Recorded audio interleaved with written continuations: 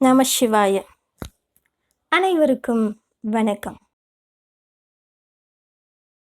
இறை அருளை நம்ம முழுசா உணரணும், இறைவனை நம்ம முழுசா அறிஞ்சுக்கணும், ஆன்மீகத்துல இருக்கிற அனைத்து விஷயங்களையும் நீங்க தெரிஞ்சுக்கணும் அப்படின்னு நினைச்சீங்கன்னா அதற்கு மிகவும் முக்கியமான ஒரு வழி. நிறைய வழிகள் இருந்தாலும் அதுல இருக்கிற ஒரு முக்கியமான வழி சக்கரங்கள்.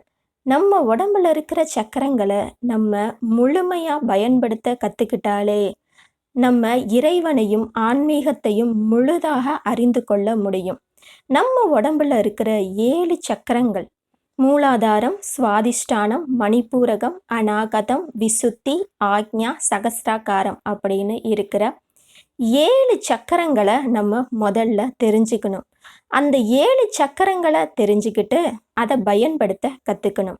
இந்த 7 சக்கரங்களை நம்ம முழுதாக பயன்படுத்த கற்றுக்கிட்டாலே முக்காலமும் அறியலாம். உங்களுடைய முக்காலம் மட்டுமில்ல, உங்களுக்கு தெரிந்தவர்களுடைய முக்காலத்தையும் அறியறதற்கான சக்தி உங்களுக்கு கிடைக்கும். அதாவது இறந்த காலம், நிகழ்காலம், எதிர்காலத்தை நம்ம தெரிஞ்சுக்க முடியும். அது உடனே முடியலைன்னா கூட நம்ம பயிற்சி செய்ய செய்ய முழுமையாக அர்ப்பணிப்போட உண்மையாக நம்ம அந்த சக்கரத்தை பயன்படுத்தும் பொழுது உங்களுக்கு அற்புதமான ஆன்மீக விஷயங்களை நீங்கள் கற்றுக்க முடியும். வேறு உலகங்கள் பற்றி நம்ம தெரிஞ்சுக்கிறது, சொர்க்கம் நரகம் பற்றி தெரிஞ்சுக்கிறது, இறந்தவர்களை நம்ம தொடர்பு கொள்வது, தெய்வ சக்திகளை, அதாவது குல தெய்வங்களாக இருக்கலாம், காவல் தெய்வங்களாக இருக்கலாம், உங்களுடைய இஷ்ட தெய்வங்களாக இருக்கலாம், அவங்கள தொடர்பு கொள்வது அப்படின்னு நிறைய விஷயங்களை நீங்கள் கற்றுக்க முடியும். உங்களுக்கு மட்டும் இல்லாமல் உங்களை சுற்றி இருக்கிறவங்களுக்கு உங்களால் முடிந்த அளவு ஆன்மீக ரீதியான உதவிகளை செய்ய முடியும். அவங்களுக்கு வழிகாட்டுதலாக இருக்கவும் முடியும். சக்கரங்கள் இயக்கிறத பற்றி உங்களுக்கு நன்கு தெரிந்த, அதாவது சக்கரங்களை ஏற்கனவே இயக்கி அதை பயன்படுத்தின குரு ஸ்தானத்தில் இருக்கிற ஒருத்தர்கிட்ட கேட்டு தெரிஞ்சுக்கிட்டு அதன் பிறகு சக்கரங்களை இயக்க நீங்கள் கற்றுக்கணும். இதில் முதல் சக்கரமான ஆக்ஞா, அதாவது இந்த ஆக்ஞா அப்படின்ற சக்கரம் 2 புருவ மத்தியில் இருக்கும். இதை நெற்றிக்கண் அப்படின்னும் அழைப்பாங்க. இந்த ஆக்ஞா அப்படின்ற சக்கரத்தை இயக்கும் பொழுது உங்களுக்கு எதிர்காலத்தை கணிக்கக்கூடிய சக்தி கிடைக்கும். எதிர்காலத்தில் நடக்க போகிற விஷயங்களை நீங்கள் முன்னமே தெரிஞ்சுக்க முடியும். இந்த மாதிரி ஒவ்வொரு சக்கரங்களுக்கும் ஒவ்வொரு அற்புதமான விஷயங்கள் அடங்கியிருக்கு.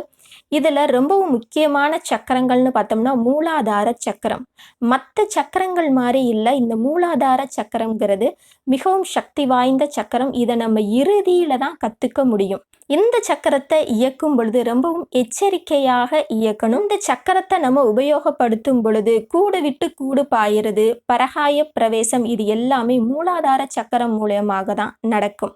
நீங்கள் சித்தர்கள் பற்றி கேள்விப்பட்டிருக்கலாம், அவங்க கூடு விட்டு கூடு பாயிறது பற்றி எல்லாம் செஞ்சு காட்டியிருக்காங்க. அந்த மாதிரி சித்தர்கள் கூட மூலாதார சக்கரத்தை வழியாக வெளியே தான் அந்த ஆத்மா வெளியே போயிட்டு வரும்.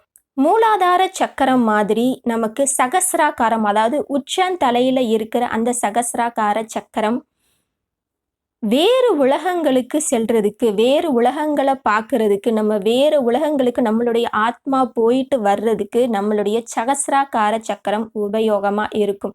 இந்த மாதிரி ஒவ்வொரு சக்கரங்களுக்கும் ஒவ்வொரு விதமான அற்புதமான சக்திகள் இருக்குது. அதை எப்படி பயன்படுத்தணும், அதை எப்படி நம்மளுடைய வாழ்க்கைக்கு அதை எப்படி நம்ம பயன்படுத்திக்கிறது அப்படிங்கிறத பற்றி நம்ம அடுத்து வர பகுதிகளில் பார்க்கலாம். நம சிவாய.